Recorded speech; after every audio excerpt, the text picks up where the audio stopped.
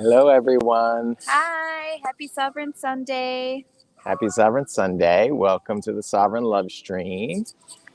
I'm Danny. I'm Vanessa, and today we are live from Prospect Park in Brooklyn. Yeah, we're trying something new, so forgive us if we have some streaming issues or there's a little bit of lag or the quality is a little bit lower. We're doing this live on a cell phone in the park. The signal is pretty good, but you never know what can happen. We also already had some geese behind us that wanted to join the show, so they may be joining us later. I don't know. We'll see. So, what's today's topic?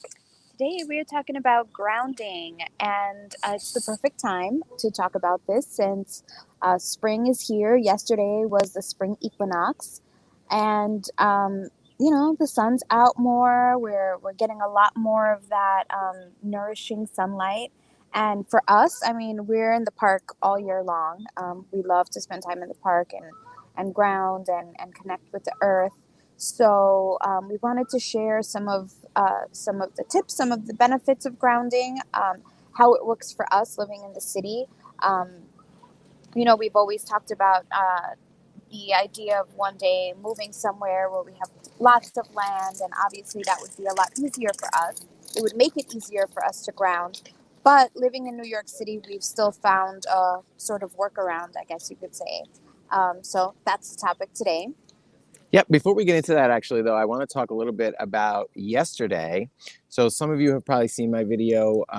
Last month, I did an ice bath plunge using the Wim Hof breathing. They call technique. It breathing technique. The word escaped me. And I did it again yesterday.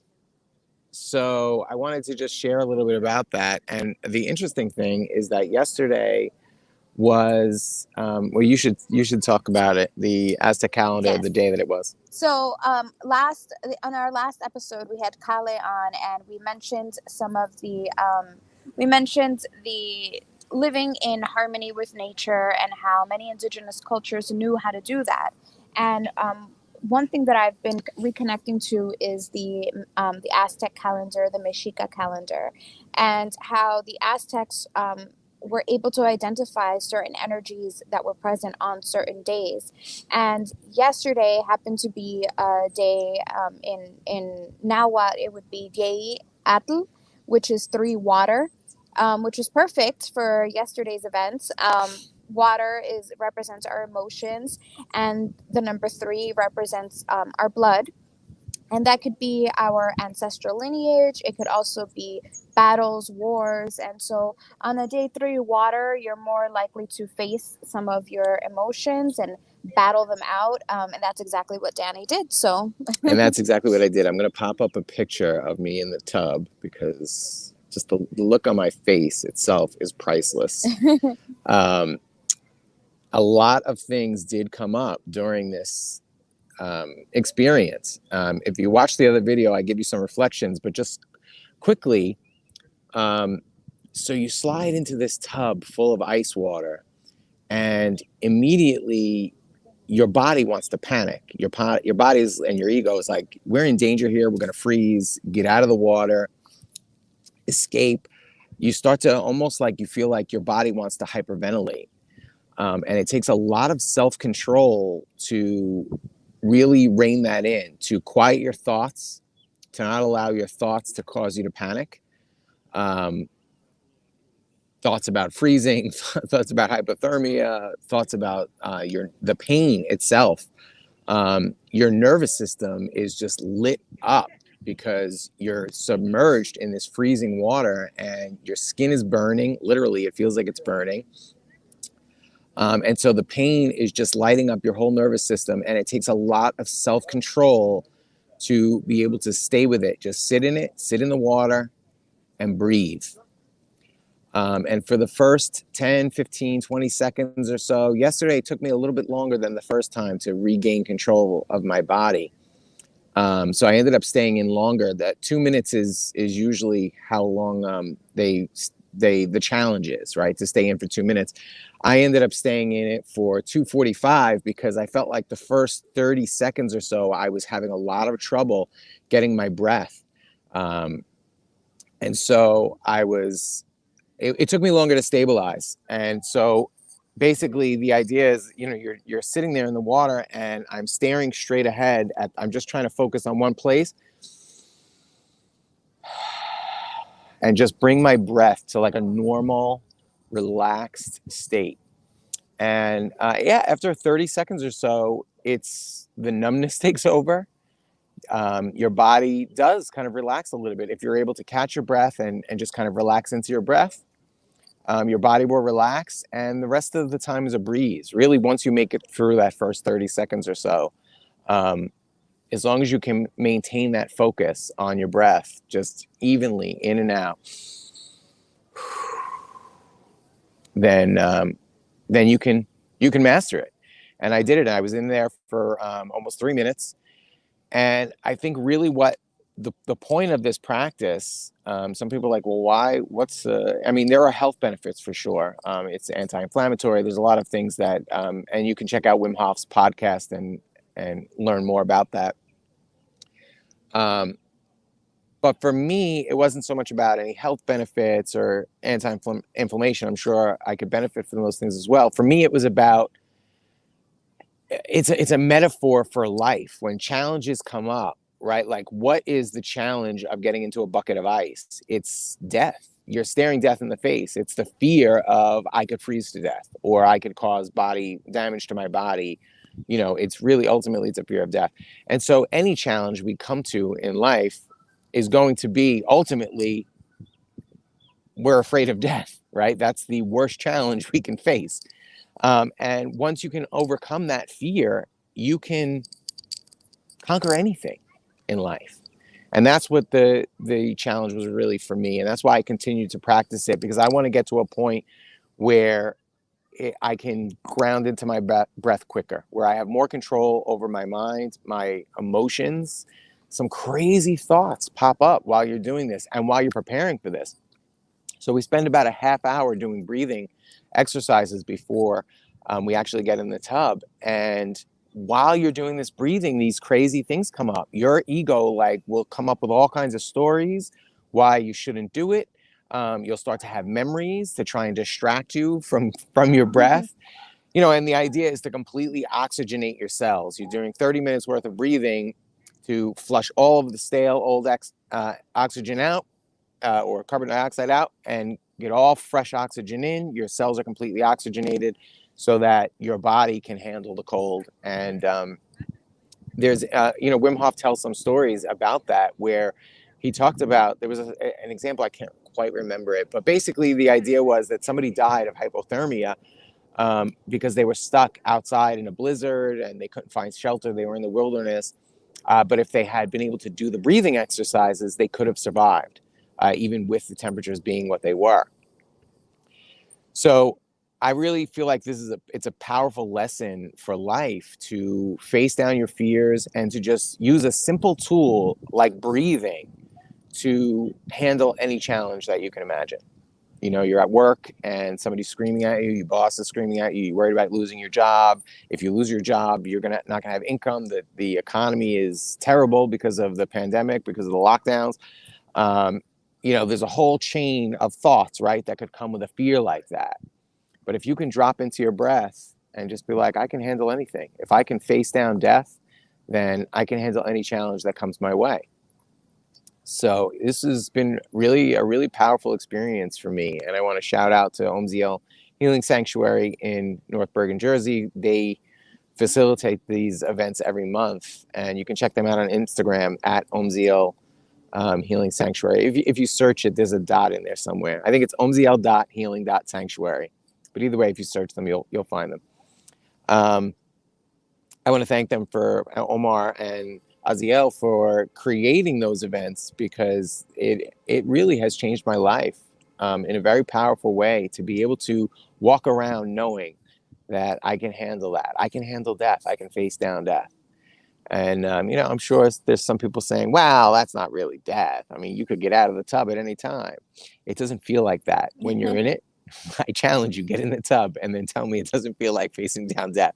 Now, yes, I agree that you're not really going to die. We know getting into the tub, we're not going to die. But Your mind and your emotions and your nervous system does not understand that. And the truth is that that's what we experience on a daily basis, right? A lot of our fears come from that fear of death, and we're not really in danger of dying in those moments, but that's what it feels like. Mm-hmm. That's what our nervous system is reacting to. And so if you can learn to master that, then the little experiences you go through every day that feel like death, even though we know they aren't, don't trigger you as much. Don't create this extreme anxiety inside of you. And so I mean, I think there's great benefit to that. And bringing it back into this idea of connecting to our um, connecting to the earth, the idea of our connection to the cycles of life. A lot of us have a fear of death because we're not connected to the cycles of life, right? We are not living in harmony with the cycles of nature, and when that happens, there's a constant fear of death. There's a constant fear of, I'm gonna lose everything. Because if we were in harmony with the cycles of nature, we would understand the concept of death and rebirth, right? We just went through winter where all the plants, all of the trees, everything goes dormant. And it looks like it's about to die, but it doesn't. It surrenders to the process, and then it is reborn again in the spring. And so today we're in the park. There are flowers blooming in certain areas. It's starting to look greener again, and it's all coming back to life. And imagine if in the fall last year we were all crying over the fact that, oh my god, nature's dying, right? It's not. We understand that, and when we're more in connected to it, when we're more in tune to that, we start to have less of that fear of the unknown. And really, that's what our fear of death is, the fear of the unknown. I'm not going to be in this place that I know, but what if there's something more on the other side, and I think the indigenous cultures, as they allowed themselves to connect that way, they were able to tap into the energy of, yeah, it's the unknown, but it's why should we fear that? The like I said, when the trees or the plants go dormant, they don't necessarily know that they're going to bloom again in the spring, but they surrender to it and they do bloom in the spring. So um that brings us to the park today. Yeah. And it's nice. It's nice out. I mean, I think it's like 55 degrees. It's not terribly warm, but it feels nice and Yeah. warm. We're barefoot, grounding on the ground. And yeah, it's a really nice day. What are you doing watching the stream? You should be outside. Or take us outside with you. Or go out right after the stream. And it's understandable. We live very busy lifestyles, and last week, 2 weeks ago, when we had the episode with Kale, we were talking about that, how we have these different seasons, and we just accept them as, oh yeah, nature has these seasons and we're not a part of that, so we're just going to continue our normal routine every single day despite everything around us shifting. And so, yeah, indigenous cultures had they lived in the cycle of nature. And so in the summertime is when, like, their heaviest work wasn't they were in the process of their heaviest work, because the sun is out, it's nourishing us, it's fire energy that gets us moving, right? We want to go out in the summer because the days feel longer. We still have the same 24 hours in the summer than we do in the winter, but because the sun is out for longer, we want to go out and experience it. We want to do things. We have the energy to do things. So, then we go into the fall and winter where it starts getting colder. The sun isn't out as long. This is a period where we should also be going inward, where we can rest. We can look at ourselves. We can start planning for the next season. And going back to the Aztec calendar begins on March 12th, which, we were talking about this last week, and I was saying it makes a lot more sense to me for the calendar, for the year to begin in March, when this, it's almost springtime. We're restarting the seasons of growing. The sun is coming back out again. That would make a more logical time to start firing up the projects that we want to create, that we want to bring to life, to start working on our goals. In the winter is a good time to prepare, to think about them, to start nourishing those seeds. But once spring comes along, here it's time to get our hands in the dirt. It's time to actually start working on those projects. And we do this all in the winter, and we start our New Year's resolutions, and then a lot of us fall off right away because it's cold, it's dark, and we don't have We as don't much have the energy. energy. Yeah, for sure. And I think this is a symptom of, and I don't want to trigger anybody by using the term capitalism. I'm all for free market activity, but our current capitalist system is not a free market in any way. So I think our society is built around this, and it's all about production, right? And so we can't stop producing. We can't take off for the winter. We have to. The way modern life is, you have to work every single day, all year round, or else you don't eat. And I think that the indigenous cultures understood the seasons, and the cultures were built around the seasons, and they were built around the calendar. That's why the calendar was so important to the Mayans and the Aztecs, and all ancient cultures have those calendar aspects where they built society around the seasons. They didn't view themselves as separate from nature. And now in our current society, there's a lot of what I call human arrogance. I mean, if we haven't seen it with the pandemic, I don't know if you'll ever be able to see it, because there's this arrogance about nature and this total dismissal of the evolved immune system, and only vaccines can make you immune, and only pharmaceutical medicine can make you better, and protect you. Vitamin C is a conspiracy theory, and just basic health practices. Holistic medicine is looked at as folksy, or looked down on as trite or unscientific.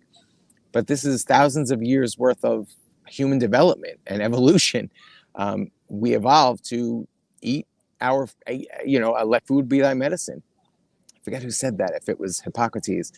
But this is how we evolved to where we are now. And now we're rejecting everything and that's not to say that modern society has not improved, that technology hasn't improved our lives to some degree.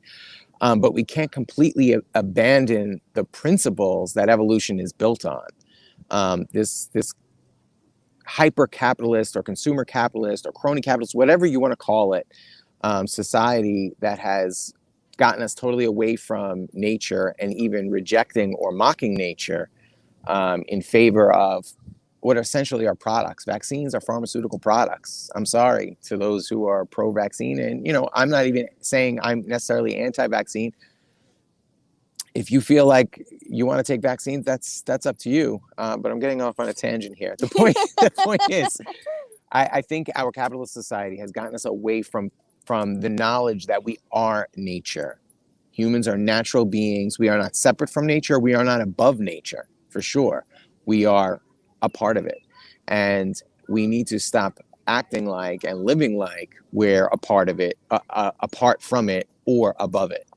And I think that brings us into grounding, which is, I think, an important practice, and it's something that I never really thought was important. Vanessa would do it all the time. She'd come to the park in the winter during a snowstorm, and lay in the ground. and she'd be making snow angels, and I'm at home in the warmth. I'm like, you're crazy.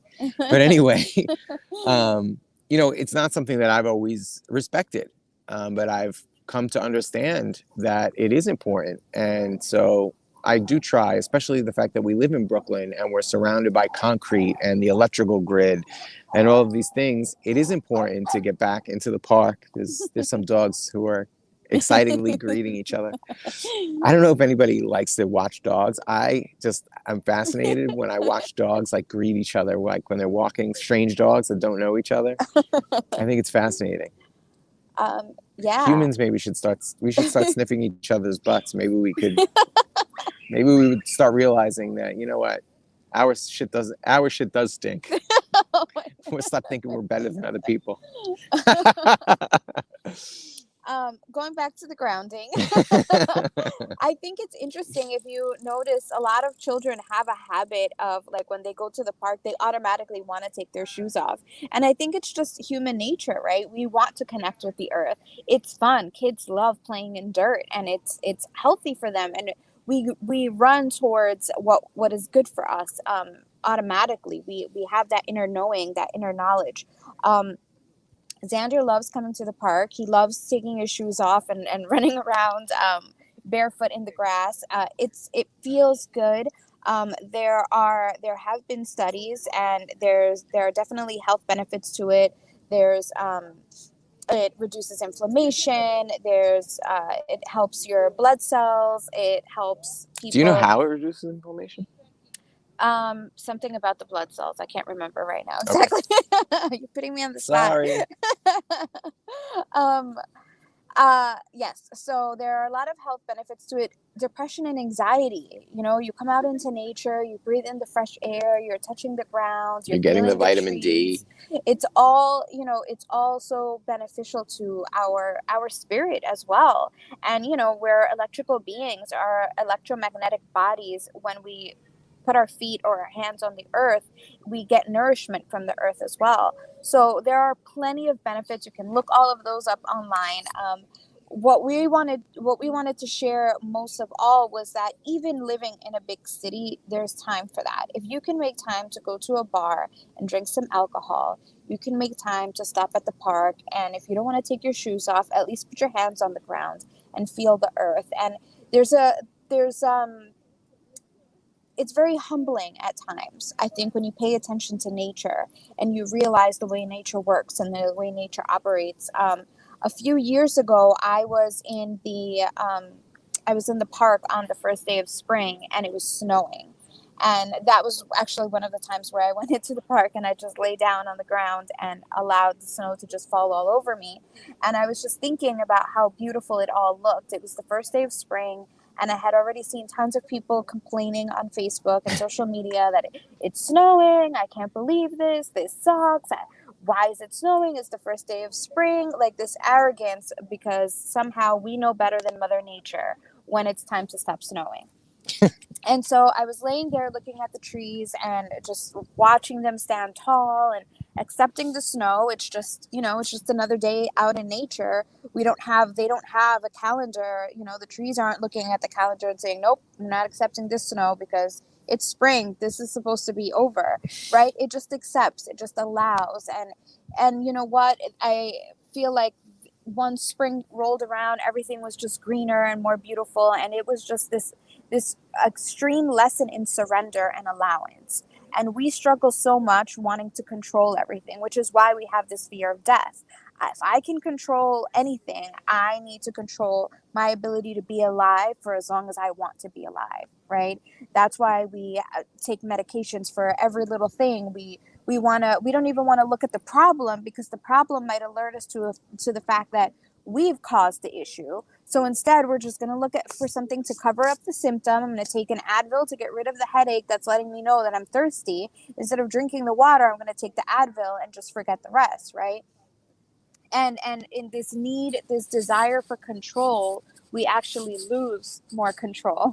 We have the control, just surrender to nature, surrender to the cycles of life. And if we did that, we would live more in harmony. We would live probably a lot longer because we'd be living a healthier lifestyle than living in constant fear of death that causes us to do things that harm us and shorten our lifespan, right? If we're afraid of death and we don't want to deal with that, and we'd rather go drink ourselves into oblivion, that's going to cause more damage to our bodies, and we're probably going to die faster.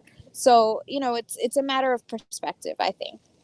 Yeah, if you look at some of these tribes, like the Hunza tribe in Afghanistan, they're like in the southern part, I think, of Afghanistan, and they don't have really any contact with the outside world. And these people have no drugs, they have no vaccines, they have no pharmaceutical industry, and yet they live into their hundreds. I think the oldest person on Earth is from the Hunza tribe in like the 120s somewhere. I have to fact check that, but I'm pretty sure I saw an article about that like a year ago. So maybe it's changed since then. Um, But I mean, the point is that these are people that are totally disconnected from the modern way of life. They still live in their indigenous ways, and they live well past 100 years old. So yeah, I mean, I absolutely think so. I think you're absolutely right. The whole pharmaceutical industry and many industries are based around trying to delay death or control death in some way. It's good stuff. Yeah. So, all right. So, aside from walking barefoot in the park, what are some other ways that we can ground? What if we don't have a park near us? I mean, you can have your own garden at home, right? It's touching the earth. It's connecting with the plants. Going to the ocean, the ocean is grounding as well. And we went to Peru a couple of years ago, and we were speaking to one of the guides that brought us up into the mountains for a hike, and he was teaching us how to connect to the elements, how to speak to the earth, how to leave offerings for the earth, and one of the things, we were talking about, like, wow, I mean, you live here in Peru in the middle of nowhere. You're so connected to the earth. It's so beautiful. I mean, we live in Brooklyn and we're surrounded by buildings. How could we possibly connect to earth? And he was telling us that he had one student who was Japanese. Mm-hmm. He said he lived in one of those like tiny little apartments, Those micro apartments. Yeah. Yeah. And he was like, this guy was the most connected to earth that I have ever met in my life. And he was like, it's about your mind. It's about your spirit. How connected are you spiritually? Do you have a meditation practice? Like Russell said, it's the red root chakra, right? Are we connecting to our root chakra? Are we meditating? Are we practicing yoga? One of the interesting things about this year in the Aztec calendar is that this is a year 9 house. And so the house in the Aztec calendar has three levels. And the lower level represents our underworlds, our shadow work. How connected are we to our shadow work? And that's, in some aspects, that's our foundation, right? If we are doing all of this meditation and this love and light life, and then somebody comes and triggers our ego that we haven't healed, triggers something from our shadow aspect that we haven't dealt with, everything's going to crumble, right? The entire structure just comes down. All of your enlightenment just tumbles down the moment somebody triggers that part of you that you haven't healed. So our foundation is important. The second layer is our connection to the earth, our connection to nature, to the cycles of life. And if, maybe you live in a micro apartment, but are you allowing yourself to work within the cycles? Maybe you can't stop working in the winter, right? You work for a corporation, and obviously you can't take off the whole winter. But maybe during the winter, you decide to start going out less, right? You decide to stay inward and say, you know what? Yes, I'm going to go to work, do my 9 to 5 job. Then I'm going to come home and I'm just going to go in.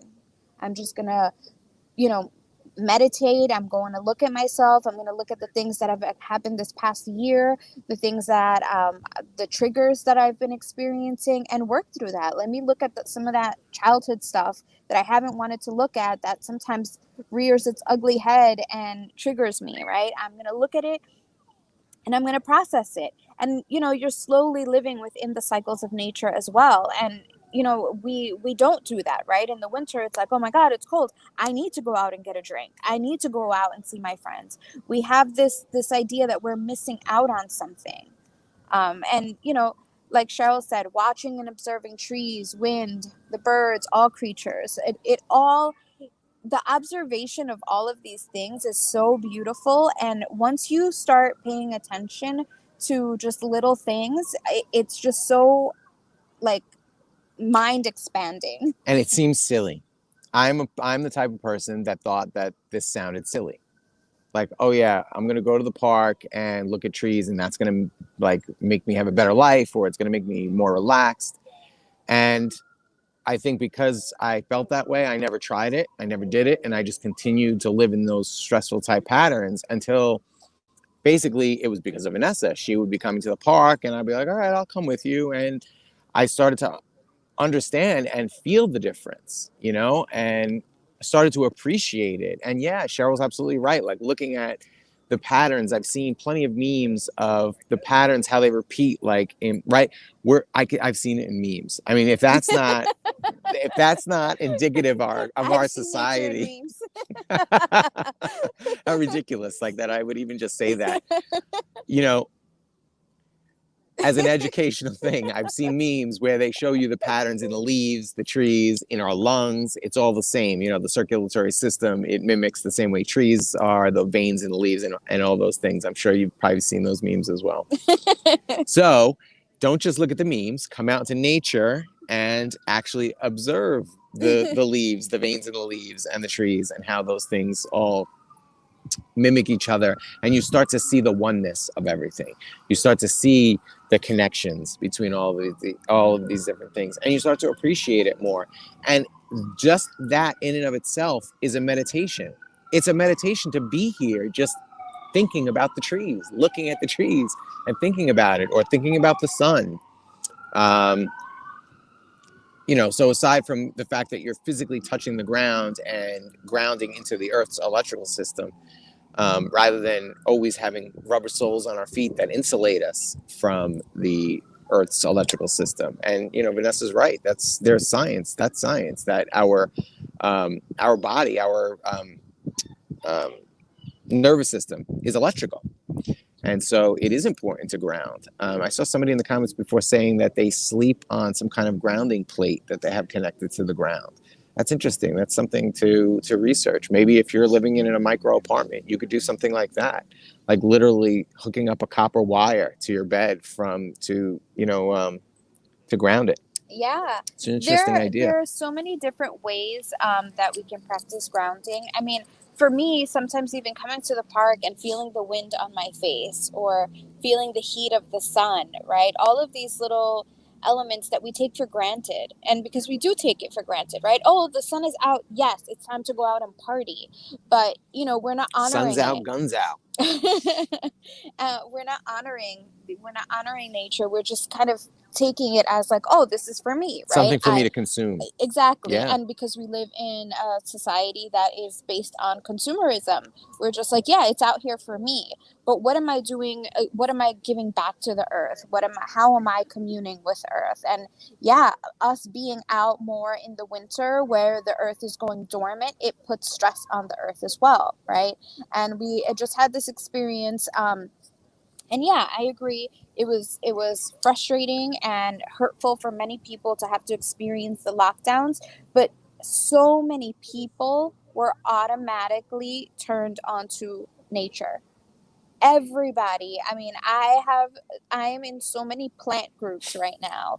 So many people went out and bought plants. So many people started gardens. Adopting animals too. Yeah, adopting pets. It just like created this boom of people just trying to connect with nature again. And you know, we see this. Yeah, it was frustrating. It was hurtful and damaging to businesses, to small businesses especially. But so many people turn back to nature, and it's because it's what our souls were looking for, right? We know that something's off. And basically the only thing that we were allowed to do. Right. Yeah, but not only that, because yeah, I mean, there were plenty of people who went and stocked up on alcohol, but people turn to nature because it's innately what we need, right? When everything quiets down, when the world stops, you're able to listen to your inner guidance, to your inner voice. And if your inner voice is sending you out to buy plants to connect with nature again, then that's the message that we haven't been receiving. As much as Mother Nature has tried to communicate it to us, we just haven't been present, we haven't been listening. And now so many more people, I mean, we've connected with so many people. Yesterday that we were at this event, there were people who were talking about, you know, creating gardens, growing watermelons, and they were like, these were the best watermelons I've ever tasted, right? There's this connection to nature, there's this connection to the food. If you're growing your own food, you have a connection with it. You planted the seeds. You watch them grow. They're your babies, right? They're your creation. You've created that, and so it nourishes you even more because it's something that you took the time and the effort to grow. Mm-hmm. Yeah. Are you gonna distract it by all the dogs? No, not at all. No, I'm just really like listening and yeah, feeling into it, feeling what you're saying.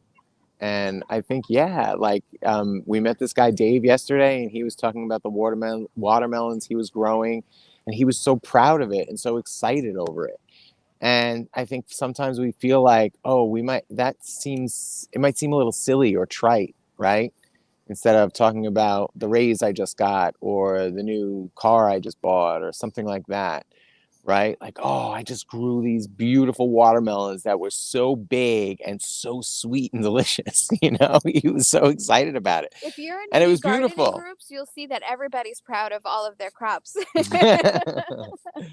Yeah, so I think it's a beautiful thing, and it does just naturally like inspire an appreciation of nature, and then you're going to want to be around nature more, and the effects just compound. And I think that's really probably where the health effects come in, because it just compounds your relaxation, and it just exponentially increases just positive feelings and positive energy in your life. Yeah, I mean, we when we left the house earlier, I was telling Danny that I woke up with a really like massive headache today.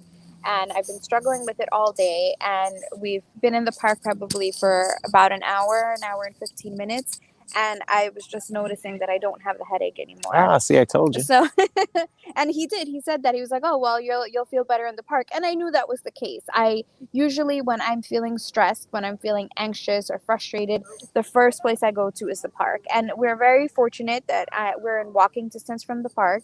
It's like about a 30-minute walk to the park. And I'll just walk around the lake, and I'm looking at all of the trees and the plants. And the spring is one of my favorite seasons as well, because I like seeing all the plants and the flowers start to bloom. The fall is also my favorite, because I'm watching the colors change. You can only have one favorite. They're all my favorite. I love all of the cycles. And I'm not a huge fan of summer, because it's like the heat is something I'm really uncomfortable with. But And I'm uncomfortable in the winter. but I've learned to appreciate it. I feel like this year I didn't have as many complaints about it. I'm learning to appreciate the different cycles, because they're all necessary. And we've talked. I was thinking about this yesterday, because Danny is doing the ice baths, and I find it like really fascinating. And there's a part of me that's like, yeah, I want to do this, but I don't have an issue with the cold. My issue is with the heat. And so I've been trying to work up the courage to do. I've been wanting to do a sweat lodge. And I'm terrified of doing a sweat lodge, because it's hot and I cannot stand the heat. But that's something that I'm working through, and I know that it's part of my development as well. So I'm just waiting to find the right one, waiting to find the right group to come into my awareness, so I can go to have a sweat lodge experience. And it speaks to the imbalances, right? I have that like, oh, I hate summer, I hate the heat, I can't stand it. It's part of nature. And as life would have it, we're trying to have a baby, and one of the issues that I was told when I went to Peru is that I have cold in my body. My body is cold, and that makes it hard for if you're trying to have a baby, your body needs to be an incubator, so it needs to be warm. And so I find myself, trying to wear like warmer clothes and layers and things like that. And it's frustrating, because I'm like, I hate the heat. I want to take it off. I feel like I'm sweating. But that's part of working within those cycles as well. So it just goes to show how many of our imbalances come with our imbalance with nature as well. And a lot of our health issues come from that imbalance. Mm-hmm. Yeah, so I just want to speak to the people who are like, you're listening, you're like, nah, I don't need to go to the park. I don't need to. Try it. Just try it. That's the way I felt about the ice bath. When I first heard about it, I was like, oh, I don't want to do that. That's cold. I don't want to do it. And then I had the thought, Dr. Joe Dispenza talks about when you have new experiences, when you do things differently, even something as simple as driving a different way to work, creates new neural pathways. So I was like, okay, I don't want to do this ice bath thing. So that's the very reason why I feel like I should do it. So I'm going to do it. So if you're having that reaction to grounding, or you think it's foolish or nonsense or unscientific, try it. Just try it. See if it makes you feel better. If it doesn't, then you can go back to hiding in your apartment with your Xbox or your laptop or whatever it is. No, that came off a little judgmental. I don't. I apologize. If it doesn't work for you, then you don't have to try it again. But maybe it will, and maybe you'll find something new. Maybe you'll find a new appreciation for nature or the park or whatever. Maybe you'll meet somebody. Maybe you'll meet the love of your life. Who knows? You never know what could happen. So just try it. What do you got to lose? And yeah, I think that we have all of this, going back to the conversation about the fear of death. I think the most ironic part of that is that our fear of death prevents us from actually living our lives, right? Yeah. We're like all hiding, and we can't talk to each other. We can't be around each other. Oh, that's even more so now, right? With people being afraid of COVID. Because we don't want to die, right? But then what are we doing with our lives, right? I mean, we've had, and we've said this many times before, we've had a fantastic lockdown experience, because we really have just kind of continued to go out to the park, experience nature. We collected a bunch of plants too. I ran to all of the plant stores myself. I We met a lot of interesting people. We traveled to Hawaii. We started this Lovestream. So it's all a matter of perspective. It's all a matter of how you look at things. And I think this has also led to people having conversations about death. And, my friend, my best friend, Carla Mora of Hindsight with Carla, has started a Facebook group. It's called Spiritual Activism at the Death Cafe. I think that's the name. I'm sorry if I'm misremembering the exact name, but it's a group all about death, and we're talking about reimagining the way we view death. And as we do that, it creates more opportunities for us to live, right? When we have this different concept of death, when we understand it in a different way, it becomes a sort of teaching moment, a blessing, something beautiful to experience. Like I said, I've always loved the concept of life and death in the way that I've seen it applied to nature. Being able to see the trees go dormant and look like they're dying. I mean, that's really what it looks like. It looks like everything's all dead, right? When you come to the park in the middle of winter. But there's a beauty to that, because it's going to come back in a different form, in a different way. It's not going to look exactly the same, but it's back and it's new life. And we can't experience new life without experiencing death. And I feel like, the more we connect with nature, the more we ground, the more we begin to internalize that, to integrate that, and to know that, and stop having fear of death. Amen. That was it. I mean, do you feel complete? I think so. I think maybe we could end with this quote, and I'm pretty sure I can't remember if it was Plato quoting Socrates, or I can't remember if it was Plato or Socrates who said it. And Omar from Umziel Healing said it yesterday, and it's actually one of my favorite quotes. The unreflected life isn't worth living, is the quote from Plato. But I would add to that, the unlived life isn't worth reflecting on. It has to be a balance. So if we were to just spend all of our time in meditation and not experience the world, well, that's just as bad as just kind of stumbling through life without any conscious intention and intention.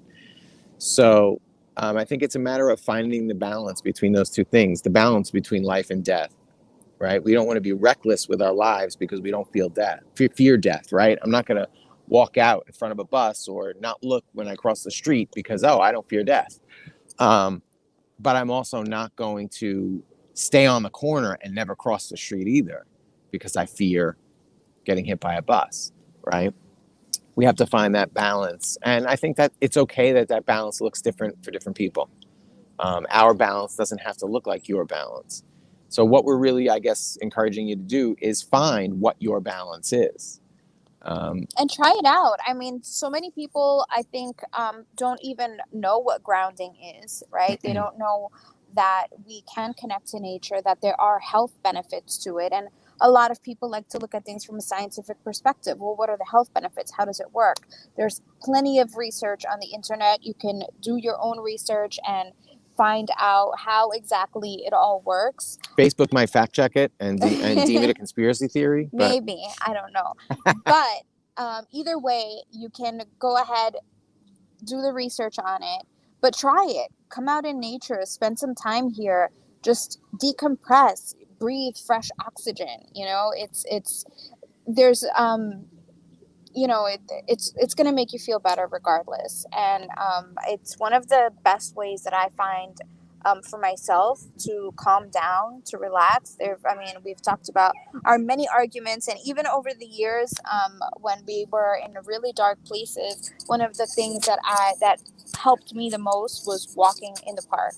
I would just, we would argue, and I'd be like, all right, I'm going to the park, and I would go take a walk and just breathe in the fresh air, feel the earth, the grass, watch the geese, and anything out here in nature. And it was just so calming and so refreshing. And then I can come back with a clear mind and have a conversation. So that's our tip to you on this Sovereign Sunday. Yeah, thank you for joining us. I do want to talk a little bit about, I put my finger in your face here. We'd like to talk about social media. So I made a crack about Facebook a few minutes ago. Minds.com and Float are two social media networks that are anti-censorship, and they are not collecting your data and selling it the way Facebook and Instagram and the big tech companies do. Instagram yesterday censored a video of Joe Biden tripping on the stairs going up to Air Force One. I don't know why. They claim it violated terms of service, community guidelines, because it was inciting violence. So, I mean, I don't know if this was the algorithm or if Instagram has just fully lost its mind at this point. But if you want to get onto social media that does not censor and is not going to silence you or limit your exposure and is not going to sell your data, that you're not just a product to, you can check out Minds.com and Float app. We are on both of those. Odyssey.com is a YouTube alternative. YouTube is also censoring people. I mean, YouTube censored Dr. Drew. Like, he's a doctor. And I heard he made a comment about it. Why is some 23-year-old computer programmer, why does he get to decide what me, an actual medical doctor, is saying is unscientific or a violation of medicine or truth or something like that? So check us out on those platforms. Of course, we are still on all the big platforms as well. I don't know how long that's going to last. If you appreciate our content and if you want to bless us with an energy exchange, we would so appreciate that. There are some monthly costs involved with doing the live stream. And if you feel like you'd like to support us on a monthly basis, check out our Patreon, patreon.com/sovereignlovestream. We are giving away some really cool perks. Vanessa is doing readings for people if you sponsor us at a certain level.